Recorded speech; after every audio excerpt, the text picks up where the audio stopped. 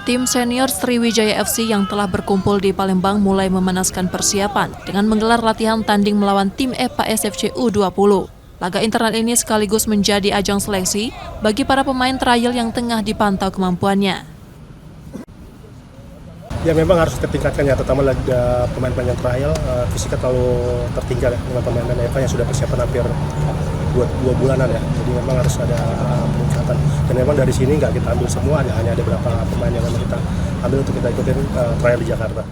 Dari hasil evaluasi awal, performa sejumlah pemain trial dinilai masih belum memenuhi harapan, bahkan dinilai kalah bersaing dengan pemain muda dari tim EPA U20.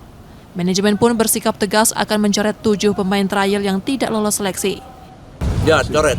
Kalau kita lihat sendiri kan kualitas permainan mereka memang agak sedikit berbeda dan memang tidak menunjukkan permainan mereka yang memang kita lihat secara profesional. Bisa 6 atau 7 yang akan dicoret untuk trial hari ini. Yang ikut ada 12. Sementara ini, tim Sriwijaya FC akan tetap menjalani sesi latihan di Palembang sebelum melanjutkan pemusatan latihan ke Pulau Jawa sebagai bagian dari persiapan menyambut kompetisi musim ini. Nur Muhammad, Kompas TV, Palembang, Sumatera Selatan.